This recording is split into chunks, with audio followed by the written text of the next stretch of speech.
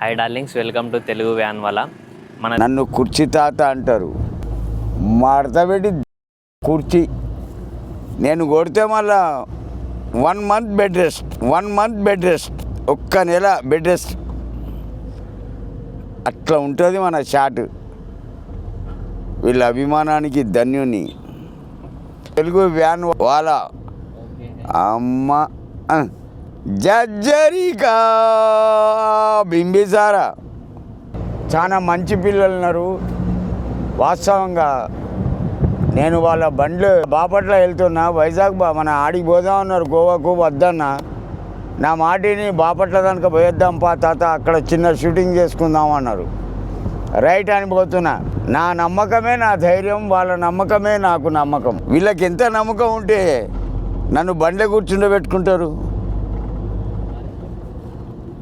వీళ్ళకు ఆ నమ్మకం ఉంది కనుకనే కూర్చుండబెట్టిండ్రు. ఏమని చెప్పను, ఎంతని చెప్పను వేదన, నా మనోవేదన. ఏ ఆసియా, ఏమని చెప్పను, ఎంతని చెప్పను వేదన, నా మనోవేదన.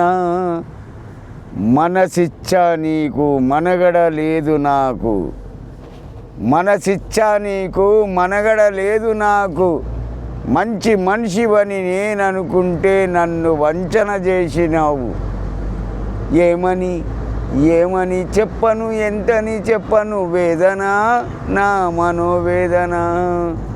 డెస్టినేషన్కి అయితే రీచ్ అయిపోయినా. అనుకున్న టైం కంటే ఎక్కువైంది. 3:57 అవుతుంది, ఆల్మోస్ట్ 4 అవుతుంది. ఇక మార్నింగ్ లేచి మన డెస్టినేషన్లో కుర్చీ తాతని తీసుకెళ్ళి, ఇంకా లేవలేదు, పడుకునే ఉన్నాడు. 7 నుండి నాన్ స్టాప్గా ఒక 2 చోట్ల ఆపినుండే. ఒకసారి ఏమో టిఫిన్కి ఆగినాం, ఇంకోసారి ఏమో ఫ్యూయల్కి ఆగినుండే. 2 times ఆగినాం. మొత్తానికి అయితే డెస్టినేషన్కి రీచ్ అయిపోయినా. ఇప్పుడు పడుకునుండే లేట్. ఇక వ్యాన్ స్టార్ట్ అయిన కాడ నుండి, అంటే వ్యాన్ బిల్డ్ అయ్యి నేను జర్నీ స్టార్ట్ అయిన కాడ నుండి పైన పడుకోలేదు ఇంతవరకు. ఫస్ట్ టైం పైన పడుకుంటున్నా. టైం 4 దాటిపోయింది.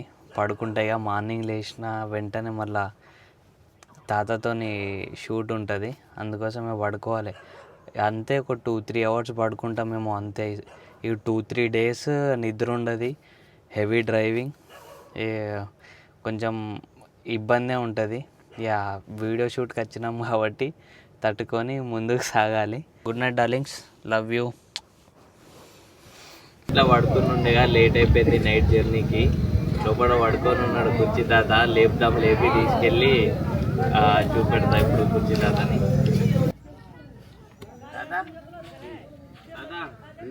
లే బయటికి. నువ్వు అప్పుడే లేచినట్టున్నావు. చాలాసేపు లేచి నేనే లేవడం లేట్ అయింది. అవును, పండుకొని అని నేను కూడా గమ్మనుకున్నా. మంచి పని చేసినావు. ఇక నీకు చెప్పలేవు. ఉండండి వేసుకో. Thank you. ఏడికి వచ్చినావు? ఇది ఏదో బీచ్ లాగుంది.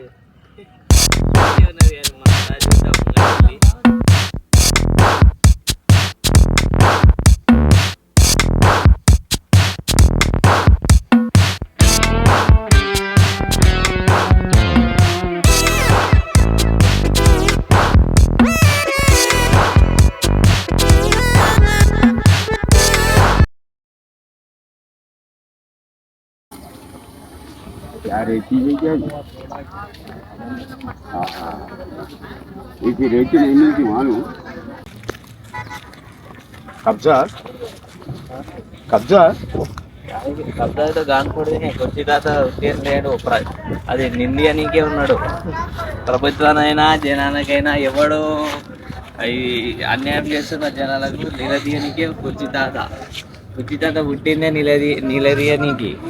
ఒక్క బల్లెంకా కబ్జా అయితే వాడు ఎవడైనా సరే, రౌడీ కానీ రాజకీయ నాయకుడు కానీ.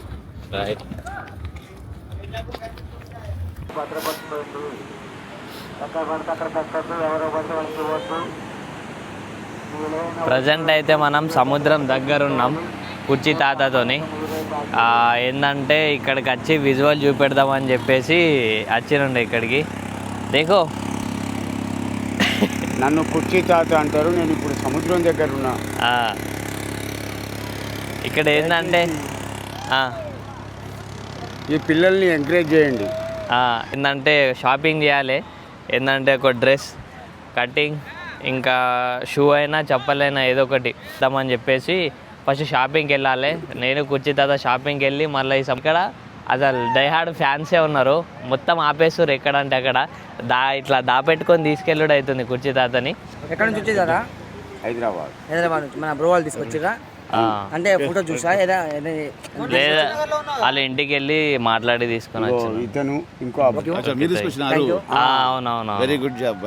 హైదరాబాద్కి వెళ్ళి తెచ్చిందండి. 1, 2 ఇంకో అబ్బాయి ఉన్నాడు. అవునా? ఒకటి నిన్నట్టుండి సుమారు ఒక 5,000 ఖర్చు పెట్టిందండి మీ గురించి.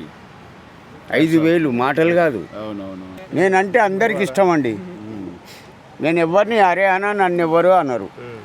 ఉంటా బాబాయ్ చలో బ్రో. మన ఇన్స్టాలో పేజ్ మా తెలుగు వ్యాన్ వాళ్ళ అని ఉంటుంది. తెలుగు వ్యాన్ వాళ్ళ. Thank you bro. అన్న వెళ్తున్నాం అన్న కొంచెం మళ్ళీ వస్తాను నేను. కలుస్తా బాబాయ్. ఆయనకు ఎక్కువసేపు నిల్చోరాదు అన్న. తీసుకో.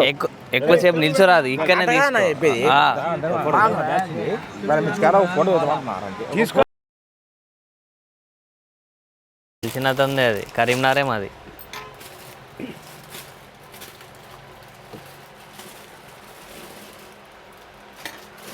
లేదా 26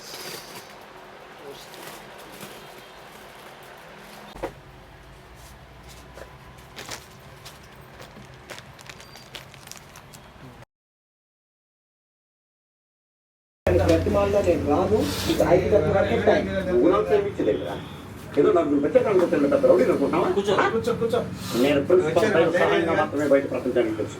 కానీ సెంటర్లో ఈ దైవం గారు చాలా పెద్ద రౌడీ. లోపల తీసుకొచ్చావు నాకేం తెలియదు సార్. ఏం తెలియకపోవడం సార్? మీరు మాట్లాడుకున్నారు చెప్పొద్దా సార్ వాడు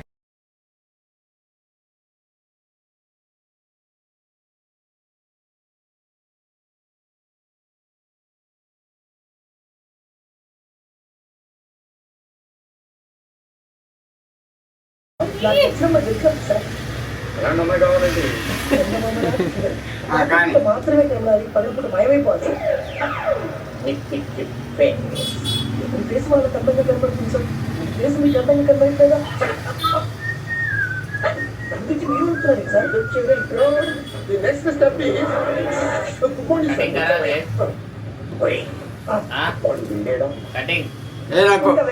వెళ్ళలేదు బండి చూడండి.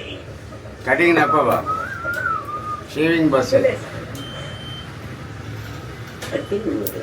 Okay sir.